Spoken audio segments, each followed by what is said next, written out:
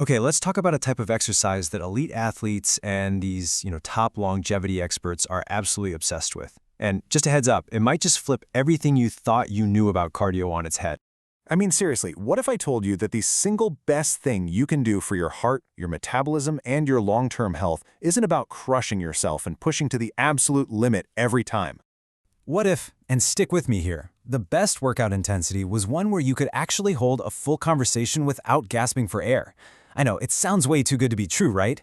But that's the whole idea behind Zone 2 cardio. It's this amazing approach to fitness that's all about training smart, not just hard. So, here's what we're going to get into. We'll start with this easy cardio paradox. Then, we'll dive into the amazing science of your body's cellular engines. We'll put Zone 2 head-to-head with HIIT, figure out why it's suddenly everywhere, and maybe most importantly, I'll show you exactly how you can find your own zone. All right, let's just jump right in. What in the world is Zone 2, and why is this easy feeling so powerful? So when you hear people talk about heart rate zones, just think of it as a scale from 1 to 5.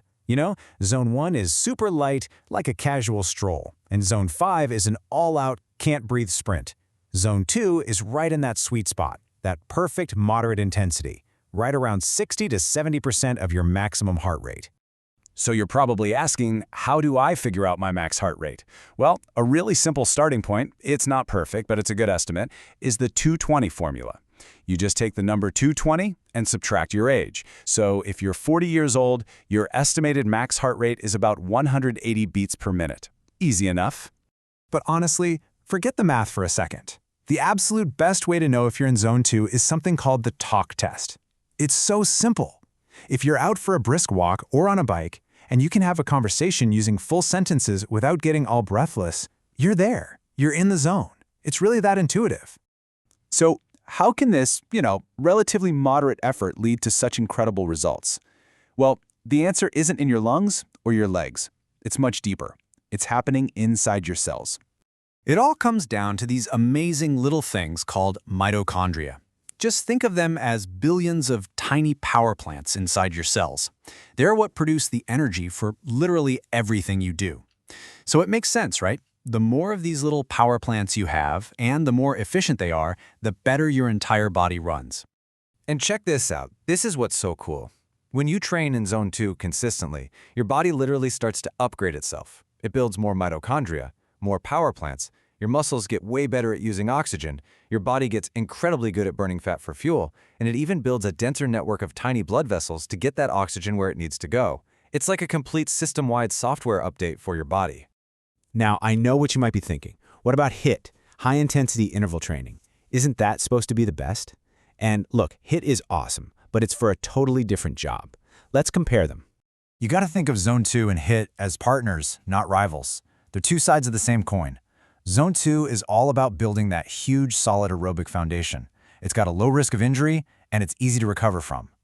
HIIT, on the other hand, is amazing for building that top-end, explosive power, and it's super time efficient.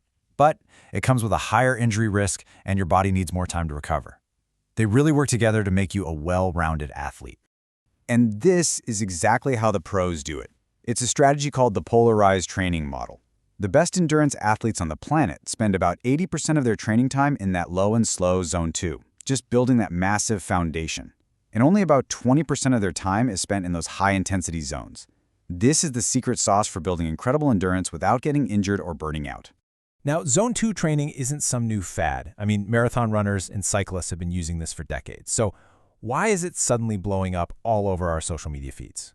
Well, it's kind of a perfect storm of four things. First, all this new research on longevity keeps pointing back to mitochondrial health as a key to aging well. Second, you've got these really influential doctors and trainers online who are breaking down the science and making it easy for everyone to understand. Third, think about it. Wearable tech. Almost everyone has a smartwatch now that makes tracking your heart rate ridiculously easy. And finally, and I love this one, there's a real cultural shift away from that old no pain, no gain mindset towards something more sustainable and, frankly, more enjoyable. Okay, so that's the why. Enough theory. Let's get practical. How can you actually start doing this? The best part is, it's so simple. You can literally start today. Here's your 4-step guide. First, do that quick math, 220 minus your age to get a rough max heart rate. Second, just calculate your zone 2 range, so multiply that number by 0.6 and 0.7.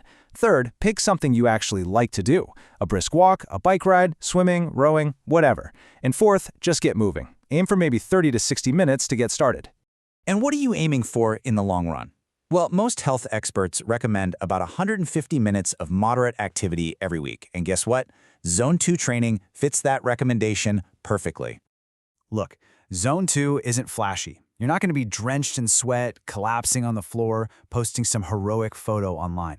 But under the surface, your body is making these powerful, deep, lasting changes.